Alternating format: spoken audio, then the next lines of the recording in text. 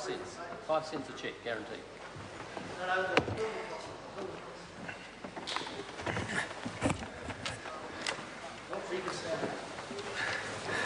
The House is in committee. Kia ora tātou.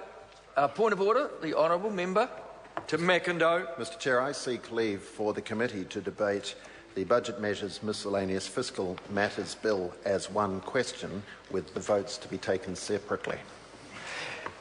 Is there any objection to that course of action? There appears to be none. Then that will be the case. Kia ora tātou no reira te whare, inga iwi, inga rio, inga hawe wha tēnā koutou, tēnā koutou, tēnā koutou katoa. It's Friday afternoon, honourable members, and we are in committee. There we go. What do we want? We've got the schedule of proposed questions. One question. The House is in committee on the Budget Measures Miscellaneous Fiscal Matters Bill. And the Minister has done, this has been done. The question is that parts 1 to 3 and clauses 1 and 2 stand part. Tēnā koe. I call the Honourable Member Phil Twyford. I'm glad you didn't mistake me for Grant Robertson. Certainly not.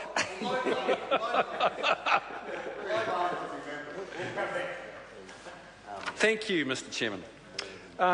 So I want to talk briefly about the third part of the bill, which deals with the suspension of anti-dumping duties.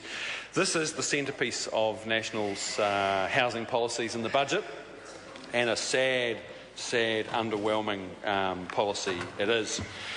So I want to talk about the whole question of housing costs, because I think everybody would accept that we have a housing crisis, that the evidence is plain to see. We've got house prices in Auckland increasing by 40% since National came to office. Currently, it costs someone on the average wage 49% of their income just to service an average mortgage. That is unsustainable, sir, very, very unaffordable. And under the numbers contained in this budget, the projections are, under this budget, that will go to 63%. So 63% of the average wage to service the average mortgage. So things are not looking good. First home buyers are locked out of the market under this government, and government agencies like Housing New Zealand routinely referring people to live in campgrounds. And we saw Paula Bennett, the Minister of Social Development, the other day saying that people who live in campgrounds are not regarded as high priority for state eligibility for a state house. That's how bad things have got. Well, why are houses so expensive? So there are clearly a number of factors, Mr Chairman, and the question of building materials and the high price of building materials is just one of those factors. But I want to touch on the others in the course of these comments. So land, particularly in Auckland, is a major factor that's driving up the cost of new homes and of residential developments. And this government thinks that the answer to the land supply shortage in Auckland and the high price of land are these special housing areas that they are sort of splattering all over suburban Auckland at the moment. I want to say, sir, that under Labour's policy with Kiwi Build, we will be driving down the cost of land in new residential developments by the government taking a much more hands-on role in the development process and foregoing the developer's margin. A capital gains tax under Labor will also put the frighteners on the land bankers and the speculators who are making a killing at the moment at the expense of first home buyers. One of the other major factors is the construction costs. So about half the cost of a new build is the construction costs, excluding materials. And this government has no answers to that. They've been whittering on about construction industry productivity for the last 5 years. They haven't done a thing about it. And under Labor, by building at scale 10,000 new homes a year for a decade, that opens the door for off-site manufacturing and modern prefabrication, sir, that an industry working group recently estimated would slice $32,000 off the cost of a new standard home. $32,000. I hope the members opposite are listening to this, because compared to the paltry $3,500 that they've put on the table in this budget, $32,000 amounts to a real and substantial saving. Add to that the possibilities, unprecedented in New Zealand, for bulk purchasing of building supplies that would enable us to strike deals the like of which have never been seen in New Zealand. By being able to bulk purchase the components of 100,000 homes, we will be able to strike deals that are better than we've ever seen the like of in New Zealand. Now, Tony Sewell, the head of Ngāi Tahu Properties, has been very active talking about the high cost of building materials in New Zealand, and recently was pointing out that we're paying 25 to 30% more than Australian consumers for many of the components of a new build. And I think he's quite right. And there's clearly something wrong with the industry, and I think most observers would agree that it's fundamentally a lack of competition. We essentially have a duopoly in the building materials industry, and it's not scale. It's not the scale of the country. It's fundamentally a lack of competition. And I invite the Minister in the chair to take a call and tell us what he and his colleague Nick Smith are going to do about this. Because what they've done, they've chosen the low-hanging fruit from MB's residential construction industry market study by suspending or lifting tariffs and anti-dumping duties. They've chosen, Mr Chairman, Honourable Member. They've chosen the low-hanging fruit.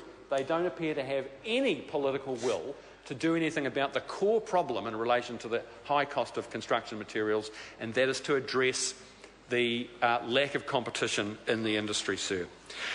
So those are some of the factors, but we all know that the cost of new housing, if you're going to think about the cost of new housing, it's not just about the costs of the component parts of a new house. The price of a new house is set by supply and demand.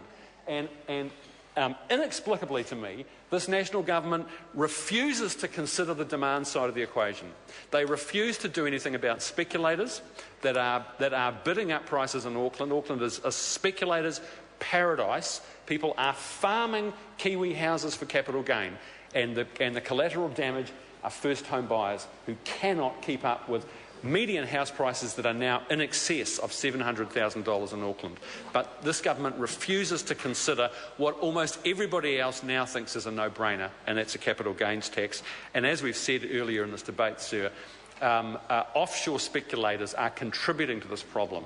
Cashed up speculators, whether they're in New York, London or Shanghai, bidding on the end of a phone, driving prices beyond the reach of ordinary Kiwi first home buyers. So National refuses to do anything about the demand side of the equation, and on the supply side, all they have is this lame Auckland Housing Accord that on its own figures will only deliver in the special housing areas 5,500 new dwellings in the next 3 years. Well, Auckland needs 13,000 houses every year for the next 3 years to catch up on the shortfall and keep up with growing demand. And we know, sir, from the budget figures yesterday, that surging net migration is going to add 40-odd thousand new residents to Auckland that will make it almost impossible under the current policy settings for this government to make a dent on the housing crisis. Sir, we know that if you walk into Home Depot in California, you can buy treated 4x2 framing timber for a quarter of the price that we pay in New Zealand. 25% of the price if you walk into Home Depot in California. Now, why is that? Is it that the Americans are much more efficient at growing Pinus radiata than we are? I don't think so. There is a problem in the building supplies industry. It is fundamentally a lack of competition, but this government has no will to address that problem. All they've brought to the Parliament in this budget and offered the people of New Zealand in relation to the housing crisis is this pathetic measure to lift the tariffs and anti-dumping duties on nails, on varnish, on wallboard, and it may, if we're lucky, take $3,500 off the cost of a new house, but there is no reason to believe, on the evidence we've heard so far, that this government has even thought about how you would ensure that saving is passed on to first home buyers. It will undoubtedly be pocketed by the builders and developers, taking advantage of an overheated seller's market. The $3,500 that the government has promised will be saved off the cost of a new build is less than 1% of the cost of an ordinary house. Less than 1%. It is 2 to 3 weeks house price inflation in Auckland. It is pitiful, it is pathetic, and the people of New Zealand expected a lot more. I call the